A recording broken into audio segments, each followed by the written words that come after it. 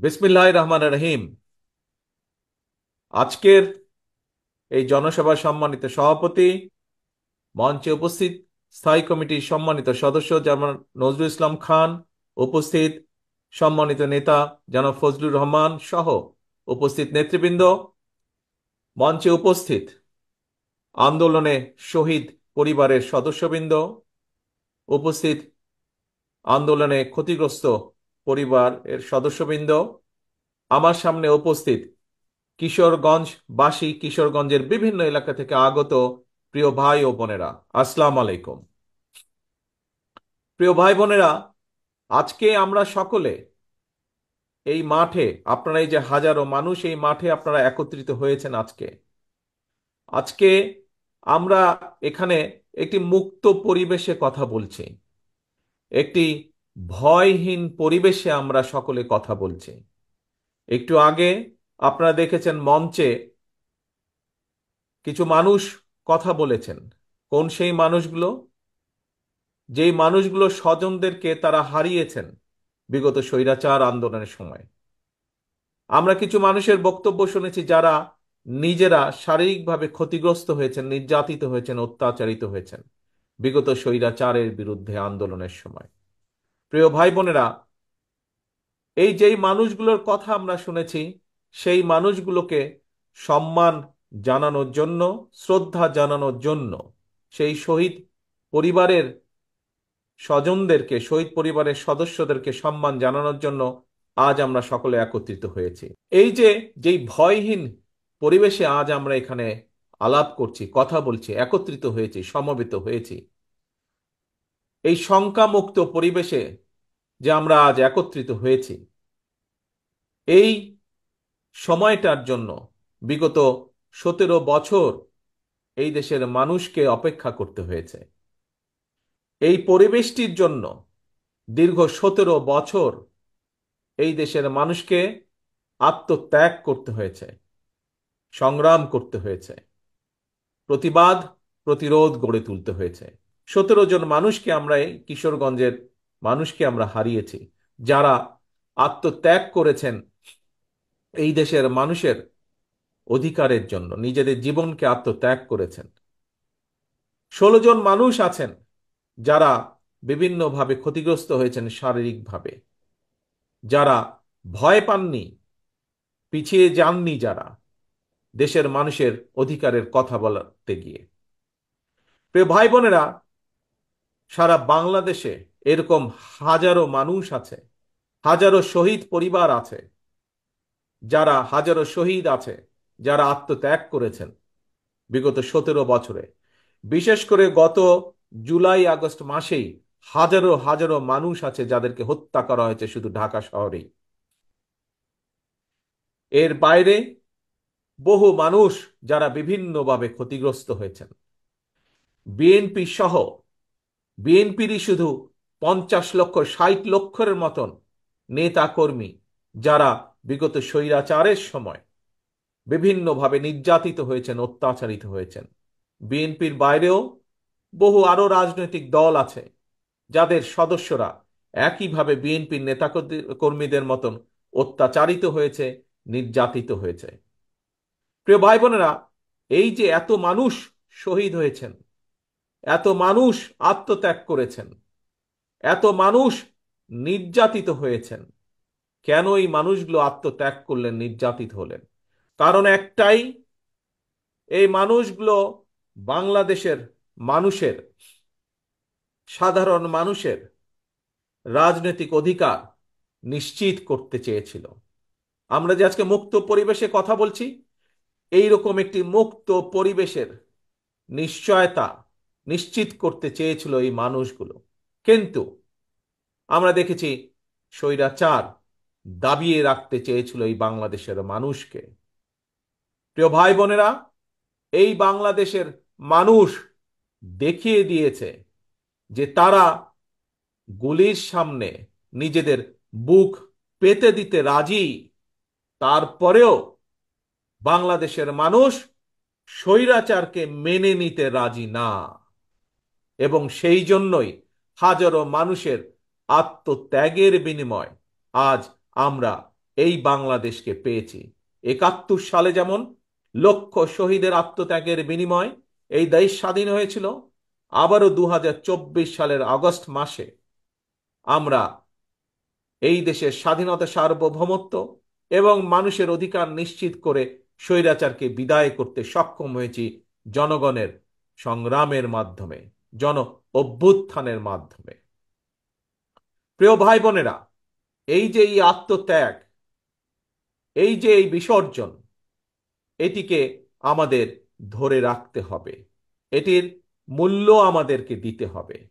আজকে সমগ্র বাংলাদেশের মানুষ একটি নতুন প্রত্যাশা নিয়ে সামনের দিকে তাকিয়ে আছে, ভবিষ্যতের দিকে তাকিয়ে আছে। অর্থাৎ বাংলাদেশের মানুষ যেই প্রত্যাশা নিয়ে সেই বিগত পতিত স্বৈরাচারের বিরুদ্ধে আন্দোলন করেছিল, সেই প্রত্যাশার প্রতিফলন ঘটাতে হবে।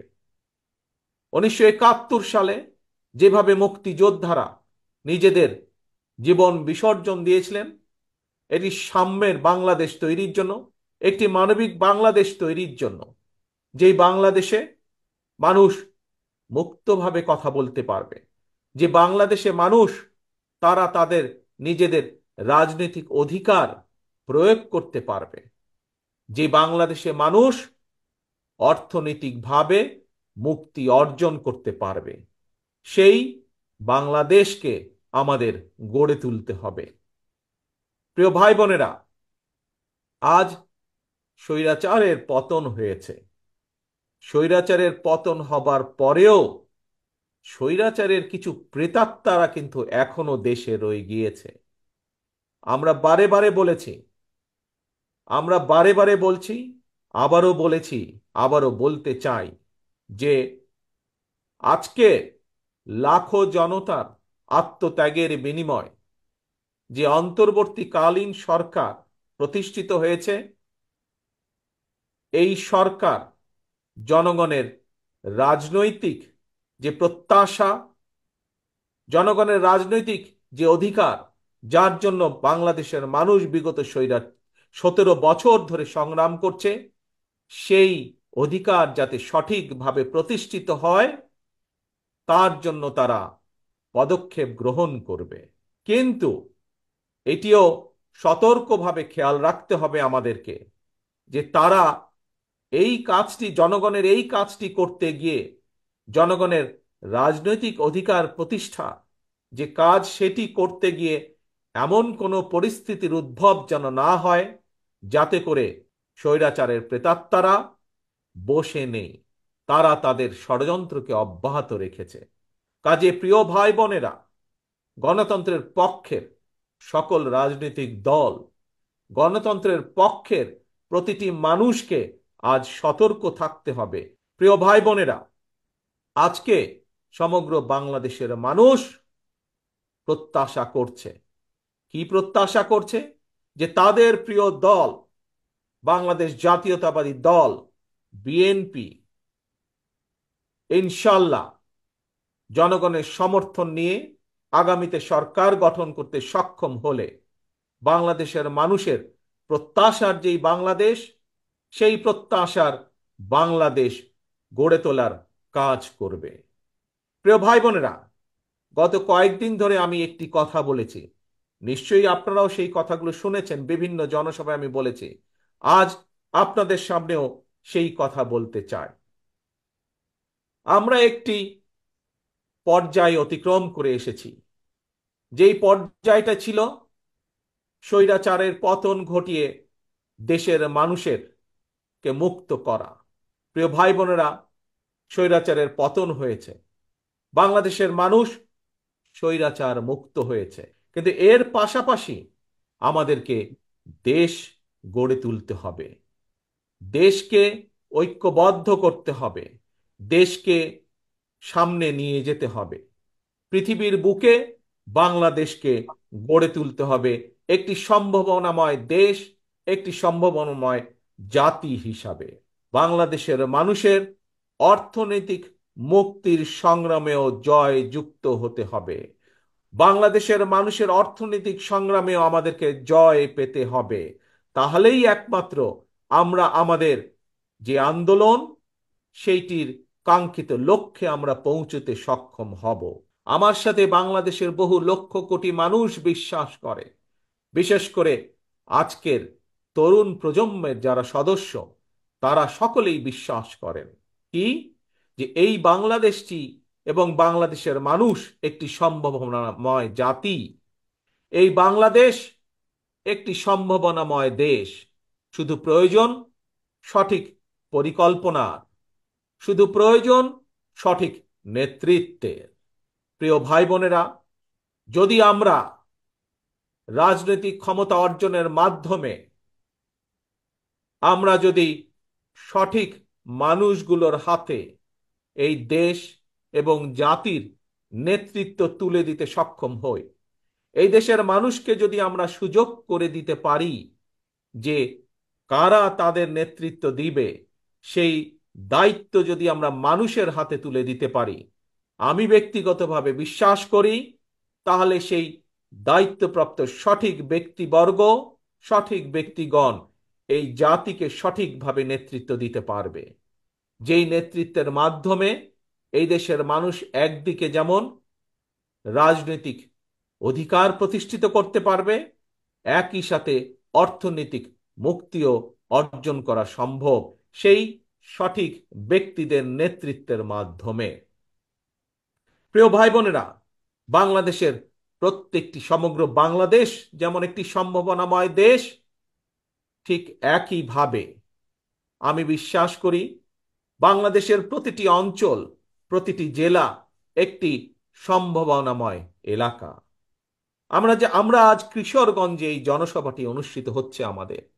আমরা যদি কিশোরগঞ্জে দেখি, আমার সামনে যত আপনারা হাজার হাজার যে মানুষ আজ এখানে উপস্থিত হয়েছেন, এই জনসভায় উপস্থিত হয়েছেন, প্রায় প্রত্যেকে আপনারা এখানে, হয়তো দু চারজন অন্য জেলার মানুষ থাকতে পারেন, কিন্তু অধিকাংশ মানুষ এখানে কিশোরগঞ্জ জেলার মানুষ। কিশোরগঞ্জ জেলার সম্পর্কে আমি, কিশোরগঞ্জ জেলা যে কিভাবে একটি বাংলাদেশের মধ্যে অন্যতম একটি সম্ভাবনাময় জেলা, আমি দু একটি কথা দিয়ে আপনাদের সামনে তুলে ধরতে চাই। আর বড় মৌসুমে শুধু আপনারা যে ধান উৎপাদন করেন শুধুমাত্র কিশোরগঞ্জ জেলায়, সেটি সমগ্র বাংলাদেশের ভিতরে যে ধান উৎপাদিত হয় তার 16% ধান আপনারা উৎপাদিত করেন। তার মানে দেখুন কত সম্ভাবনাময় একটি জেলা। সমগ্র দেশের 16% ধান একটি অঞ্চলেই আপনারা উৎপাদিত করেন। যদি সঠিক পরিকল্পনা গ্রহণ করা সম্ভব হয়, সঠিক পরিকল্পনা গ্রহণ করা যায়, যদি এই ধান যেই কৃষক ভাইয়েরা উৎপাদন করছেন তাদেরকে যদি রাষ্ট্রের পক্ষ থেকে সঠিকভাবে সহযোগিতা প্রদান করা যায়, তাহলে এই 16%কে আমরা আরো বেশি, হয়তো 20% আমরা করতে সক্ষম, 25% আমরা করতে সক্ষম, কৃষকদেরকে সঠিকভাবে যদি সহযোগিতা করতে সক্ষম হই আমরা। এবার কিশোরগঞ্জের আরেকটি সম্ভাবনার দিক আমরা দেখি। এখানকার যে অষ্টগ্রাম বলেন, ইটনা বলেন, মিঠাপুকুর বলেন, এই এলাকার যে বিশাল হাওর আছে, এই হাওরে বিভিন্ন প্রকারের মাছ উৎপাদিত হয়। এখানে বাংলাদেশের যে মিঠা পানির যে মাছের চাহিদা, এই মাছের চাহিদার বিশাল ভান্ডার হচ্ছে এই এলাকাটি। এখানে রুই বলেন, কাতল বলেন, বোয়াল বলেন, আইল বলেন, বিভিন্ন প্রজাতির মাছ এই হাওর এলাকা হয়। বিদেশে এই মাছ কেন আমরা রফতানি করতে সক্ষম হব না? আজকে যদি আমাদের গার্মেন্ট শিল্পের পোশাক রফতানি করে যদি বাংলাদেশ কোটি কোটি বৈদেশিক মুদ্রা বছরে অর্জন করতে সক্ষম হয়, তাহলে কেন আমরা কোনোদিন, যদি আমরা সঠিকভাবে পরিকল্পনা গ্রহণ করতে সক্ষম হই, যদি আমরা মৎস্য চাষী যারা আছেন তাদেরকে যদি সঠিকভাবে রাষ্ট্রের পক্ষ থেকে সহযোগিতা দেওয়া যায়, তাহলে গার্মেন্টস শিল্পের মাধ্যমে যেমন বিশ্বে বাংলাদেশের একটি পরিচিতি, ঠিক একইভাবে মাছ রফতানি করেও আমরা বাংলাদেশে কে পরিচিত করে দিতে পারবো বিশ্বের দরবারে। আমরা যেমন বাংলাদেশের মানুষের মাছের চাহিদা পূরণ করতে সক্ষম হব, ঠিক একইভাবে আমরা আমাদের এই মাছ বিদেশেও রফতানি করতে সক্ষম হব। যার মাধ্যমে শুধু যে বৈদেশিক মুদ্রা অর্জিত হবে তা নয়, এই মাছ রফতানির যে বিভিন্ন প্রক্রিয়া আছে, এই প্রক্রিয়ার মাধ্যমে আমরা হাজারো লক্ষ ভাই বোনের কর্মসংস্থানের ব্যবস্থা আমরা করতে পারবো। জনগণ দ্বারা নির্বাচিত হবে এমন একটি সরকার করতে পারবে, কারণ সেই জনগণের সরকারের বাধ্যবাধকতা থাকবে জনগণের কাছে, জবাবদিহিতা থাকবে জনগণের কাছে। যেহেতু তাদের জবাবদিহিতা থাকবে জনগণের কাছে, সেই জন্য জনগণের অভাব অভিযোগ তাদেরকে দেখতে হবে, শুনতে হবে। সেই জন্য জনগণের সমস্যা তাদেরকে দেখতে হবে, জনগণের দুঃখ কষ্ট তাদেরকে দেখতে হবে। আমাদের যুবক সমাজের বেকার যারা থাকবে তাদের কর্মসংস্থানের ব্যবস্থা সেই জনগণের সরকারকেই করতে হবে। সেই জন্যই প্রয়োজন জনগণের সরকার। আজকে যে মানুষগুলো পঙ্গু হয়ে আমাদের সামনে মঞ্চে বসে আছে, তারা জনগণের এই অধিকারকে প্রতিষ্ঠিত করার জন্যই আজ এই ক্ষতির সম্মুখীন হয়েছেন। যেদিন বাংলাদেশে মানুষের এই অধিকার প্রতিষ্ঠিত হবে, সেদিন তাদের এই ত্যাগের সঠিক মূল্যায়ন করা হবে। আপনাদের এই কিশোরগঞ্জের আরেকটি সম্ভাবনা আছে, যে সম্ভাবনাটি আমি আপনাদের সাথে তুলে ধরতে চাই। হয়তো অনেকেই সেই সম্ভাবনাটি বিষয় অনেকেই জানা নেই, কারণ এইটির ব্যাপারে খুব বেশি প্রচার বা প্রসারও নেই। সেটি কি হচ্ছে? সেটি হচ্ছে কিশোরগঞ্জের অষ্টগ্রামের যে পনির। এই পনিরের কথা জানেন অনেক মানুষ, কিন্তু বহু মানুষ জানেন না। এই পনিরকে আমরা বিশ্বে পরিচিত করতে পারি এই পনিরের উৎপাদনের মাধ্যমে, যদি সঠিক সঠিক পরিকল্পনা গ্রহণ করা হয়, তাহলে বিশ্বের বুকে এই পনিরকে আমরা ছড়িয়ে দিতে পারি। বহু ভাই বোনের কর্মসংস্থানের ব্যবস্থা করতে আমরা সক্ষম হব। প্রিয় ভাই বোনেরা, আমি আগেই বলেছি, বাংলাদেশ জাতীয়তাবাদী দল বিএনপির প্রধান যেই লক্ষ্য, একটি হচ্ছে জনগণের জনগণের রাজনৈতিক অধিকার প্রতিষ্ঠার সংগ্রাম। একই সাথে আরেকটি যে প্রধান লক্ষ্য, সেটি হচ্ছে জনগণের অর্থনৈতিক মুক্তি অর্জন।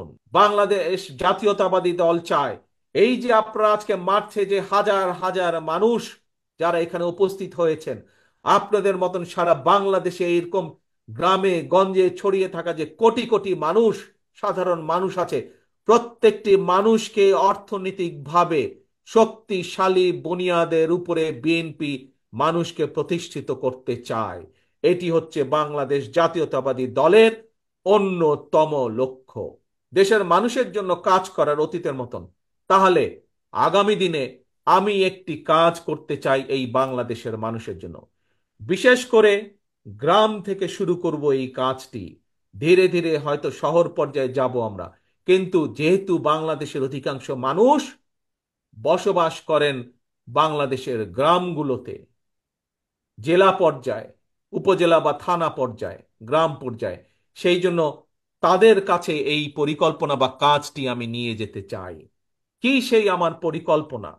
আমার পরিকল্পনাটি হচ্ছে প্রত্যেকটি পরিবারের জন্য, মানুষ নয়, পরিবার হিসাবে আমরা বাংলাদেশে কতগুলো পরিবার আছে সেই পরিবারগুলোকে আমরা নির্দিষ্ট করব, এবং প্রতি পরিবারকে আমরা রাষ্ট্রের পক্ষ থেকে একটি ফ্যামিলি কার্ড দিব। কি কার্ড? ফ্যামিলি কার্ড দিব। এখন জিজ্ঞেস করতে পারেন, এই ফ্যামিলি কার্ডটি কি? এই ফ্যামিলি কার্ডটি হবে সেই পরিবারের মায়ের নামে, বা সেই পরিবারের যে গৃহিণী থাকবেন তার নামে এই ফ্যামিলি কার্ডটি হবে। রাষ্ট্রের পক্ষ থেকে আমরা গ্রাম থেকে শুরু করে থানা জেলা পর্যায় পর্যন্ত আমরা প্রত্যেকটি পরিবারকে চেষ্টা করব একটি পরিবারের মাসিক যে প্রয়োজনীয় খাদ্যদ্রব্য যেগুলো প্রয়োজন, তার মধ্যে কিছু সংখ্যক খাদ্যদ্রব্যের একটি নির্দিষ্ট পরিমাণ সহযোগিতা করার জন্য, যাতে করে প্রত্যেকটি পরিবারের উপরে যাতে করে প্রত্যেকটি পরিবার মাস শেষে রাষ্ট্রের এই সহযোগিতা পেলে কিছুটা হলেও তাদের স্বস্তি বোধ হয়, কিছুটা হলেও তারা নিজেদের নিজেদের যে সেভিংস, নিজেদের যে সঞ্চয়, সেটির পরিমাণ বৃদ্ধি করতে সক্ষম হয়। এবং তার ফলে এই সহযোগিতাটা যদি আমরা কয়েক বছর ধরে চালু রাখতে পারি, তাহলে আমি বিশ্বাস করি বাংলাদেশের গ্রামের পরিবারগুলো, গ্রামের মানুষগুলো সচ্ছলতার একটি পর্যায়ে উঠে আসতে সক্ষম হবেন।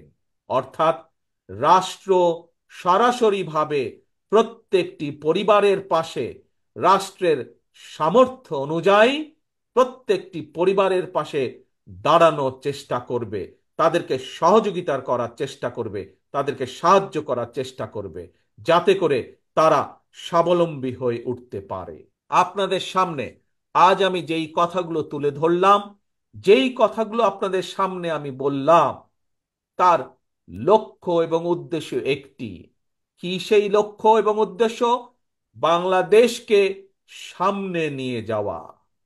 আমরা বাংলাদেশের মানুষকে স্বাবলম্বীভাবে গড়ে তুলতে চাই অর্থনৈতিকভাবে। আমরা বাংলাদেশের মানুষের রাজনৈতিক অধিকারকে প্রতিষ্ঠিত করতে চাই, এবং এটিই হচ্ছে আমাদের লক্ষ্য, এটিই হচ্ছে আমাদের উদ্দেশ্য। কিন্তু এই লক্ষ্য এবং উদ্দেশ্যকে বাধাগ্রস্ত করার জন্য স্বৈরাচারের দোসররা এখনো তাদের ষড়যন্ত্রকে অব্যাহত রেখেছে। প্রিয় ভাই বোনেরা, আজ যেই শহীদদেরকে আমরা সম্মান দিয়েছি এখানে, সেই শহীদদের আত্মত্যাগকে যদি মূল্যায়ন করতে হয়, আজ যেই পঙ্গু ভাই বোনদের বা ক্ষতিগ্রস্ত আমাদের সহকর্মী ভাই বোনদেরকে যে আমরা এই যেই সম্মান দিয়েছি, তাদের সেই সম্মানকে যদি মূল্যায়ন করতে হয়, তাদের আত্মত্যাগকে যদি মূল্যায়ন করতে হয়, তাহলে আজ দল মত নির্বিশেষে আমাদের সকলকে ঐক্যবদ্ধ থাকতে হবে। ঐক্যবদ্ধ থাকতে হবে আমাদেরকে এই দেশের স্বার্থে, দেশের মানুষের স্বার্থে ঐক্যবদ্ধ থাকতে হবে। আমরা বিগত দিনে দেখেছি, আমরা বিগত দিনে দেখেছি যে স্বৈরাচার সময় তারা ক্ষমতা ধরে রাখার জন্য তারা বিভিন্ন অপবাদ দিয়ে জাতিকে বিভক্ত করার চেষ্টা করেছিল। তারা, বাংলাদেশ জাতীয়তাবাদী দল বিভক্তি চায় না। আমরা চাই জাতিকে ঐক্যবদ্ধ করতে। আমরা চাই আমরা সকল দলমত নির্বিশেষে, বাংলাদেশে বিএনপি যেমন আছে, বাংলাদেশে অন্য আরো রাজনৈতিক দল আছে। আপনারা দেখেছেন, কয়েকদিন আগে আপনারা দেখেছেন, আমরা বলেছি দলের পক্ষ থেকে যে আমরা দলের পক্ষ থেকে 31 দফা একটি পরিকল্পনা বা কর্মসূচি আমরা ঘোষণা করেছি।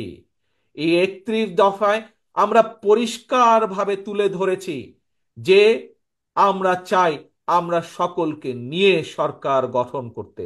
আমাদের সাথে বিশেষ করে আমাদের সাথে বিগত 17 বছরের স্বৈরাচার বিরোধী আন্দোলনের সময় যে সকল রাজনৈতিক দলগুলো আমাদের সাথে ছিলেন, যে সকল রাজনৈতিক দলের নেতৃবৃন্দ আমাদের সাথে ছিলেন এবং এখনো আছেন, আমরা চাই দল মত নির্বিশেষে সকলকে নিয়ে এই জাতি গঠন করতে, সকলকে নিয়ে এই দেশকে পুনর্গঠন করতে।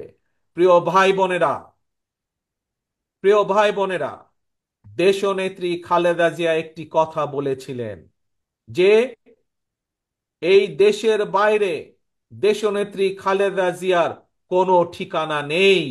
বাংলাদেশের বাইরে দেশনেত্রী খালেদা জিয়ার কোনো ঠিকানা নেই। দেশনেত্রীর খালেদা জিয়ার সন্তান হিসাবে আজ আপনাদের সামনে একইভাবে আমিও বলতে চাই, বাংলাদেশের বাইরে আমার কোনো ঠিকানা নেই। কাজেই এই দেশই আমার ঠিকানা, এই দেশই আমার প্রথম ঠিকানা, এই দেশই আমার শেষ ঠিকানা। কাজেই এই দেশকে জন্য আমরা, এই দেশের মানুষের ভালো কিছু করার জন্য আমাদের সকল প্রকার সকল প্রকার আমাদের সব সব রকম প্রচেষ্টা আমাদের থাকবে। প্রিয় ভাই বোনেরা, কাজেই এই দেশই আমাদের প্রথম, এই দেশই আমাদের শেষ বাংলাদেশ। আসুন আজকে আমরা এখানে সকলে মিলে প্রতিজ্ঞা গ্রহণ করি। কি সেই প্রতিজ্ঞা? যেই শত হাজার মানুষ আত্মত্যাগ করেছেন স্বৈরাচারকে বিদায়ের জন্য। যেই হাজারো মানুষ নিজেদের ক্ষতির সম্মুখীন হয়েও দমে যাননি স্বৈরাচারকে বিদায় করার জন্য, সেই মানুষগুলোকে সম্মাননা জানিয়ে, সেই মানুষগুলোর আত্মত্যাগকে মূল্যায়ন করে আমরা সকলে ঐক্যবদ্ধ থাকি। কেউ যাতে আমাদের ঐক্য নষ্ট করতে না পারে, কেউ যাতে আমাদেরকে পিছিয়ে দিতে না পারে, সেই ব্যাপারে আমাদেরকে সজাগ থাকতে হবে, সেই ব্যাপারে আমাদেরকে সতর্ক থাকতে হবে। প্রিয় ভাই বোনেরা, আবারও আসুন আমরা আমাদের প্রত্যাশিত বাংলাদেশকে গড়ে তোলার জন্য, আমাদের সেই প্রত্যাশিত মুক্তি যা আমরা অর্জন করেছি সেটিকে ধরে রাখার জন্য আমরা আবারও সকলে যাতে ঐক্যবদ্ধ থাকতে পারি, যে কোনো মূল্যে আমরা ঐক্যবদ্ধ থাকতে পারি, সেই প্রত্যাশা রেখে আমি আমার বক্তব্য শেষ করছি। ইনশাল্লাহ আপনাদের সাথে আবারও দেখা হবে, আবারও কথা হবে। আল্লাহ হাফেজ। বাংলাদেশ জিন্দাবাদ। বাংলাদেশ জাতীয়তাবাদী দল জিন্দাবাদ।